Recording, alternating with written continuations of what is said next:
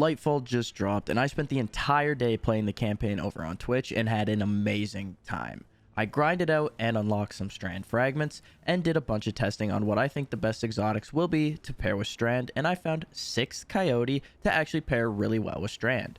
This build has allowed me to actually have some form of suspension up almost all the time, allowing you to roam the battlefield, constantly suspending your enemies, leaving them free to deal with as you please. Before we get into the video, a like and subscription helps out a ton and means the world to me. Now let's get into it. First and foremost, let's start out with our subclass. Your dodge and jump can be whichever you prefer. It doesn't really matter too much as you won't actually be using the dodge, but your dive ability that is tied to your aspect in Ensnaring Slam instead. For your grenade, you're going to want to actually use the new Shackle grenade as it suspends enemies hit by it.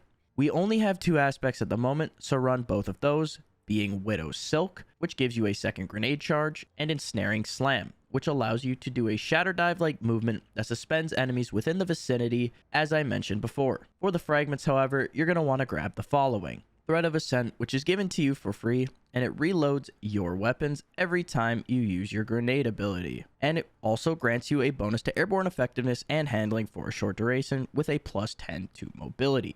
Then we're going to go with Thread of Mind, as it says defeating suspended targets grants class ability energy. Then we're going to go with the Thread of Finality. Finisher final blows create threadlings as well as a plus 10 boost to recovery. Lastly, we're going to go with the Thread of Wisdom.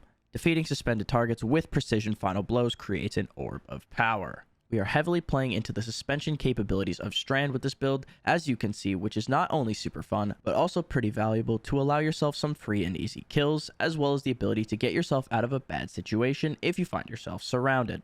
Moving on to our armor and mods, we're going to start off with what stats you should focus on, which are going to be mobility, discipline, and then resilience. These 3 will allow us to spam our suspend abilities as well as stay alive when needed. It is also important to note that with my artifact, I chose to grab the mods called Authorized Mods, Grenades, to allow me to have cheaper grenade-based mods as well as multi-siphon mods, which gives me a few extra siphon mods that combine some elements, so if you haven't selected these, then there may be a few changes here and there for mods. On the helmet, we're going to start off with Dynamo, and then some sort of siphon mod. Here I have Void and Strand dual siphon as I have that artifact mod. And then I also have Ashes to Assets thanks to the artifact mod, again allowing grenade-based mods to cost significantly less. So if you do not have either of those selected, then go with some sort of siphon mod that'll allow you to create orbs of power. And then this one you can kind of just leave out.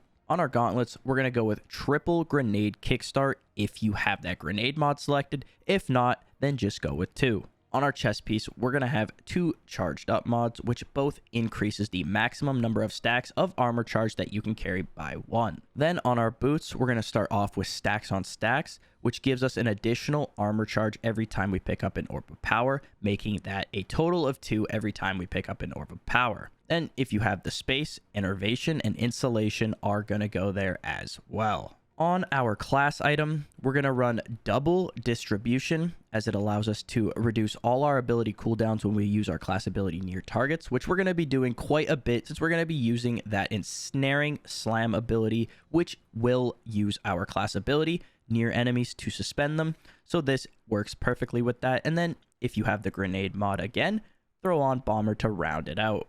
This combination of mods, our exotic, and the subclass will allow you to have a ton of uptime on abilities that allow you to suspend your enemies, with you having a base of 4 different options, 2 coming from your dodge thanks to the 6th Coyote exotic, and 2 coming from your grenade thanks to the Widow's Silk aspect. I've been having a ton of fun with this build and Strand alone. Let me know your thoughts on the build and Strand in general, and even Lightfall as a whole in the comments down below. If you want to check out some more of my content, check out my TikTok for short form content and my Twitch for my streams. Both will be linked in the description below. Have a great rest of your day and we'll see you in the next one. Peace.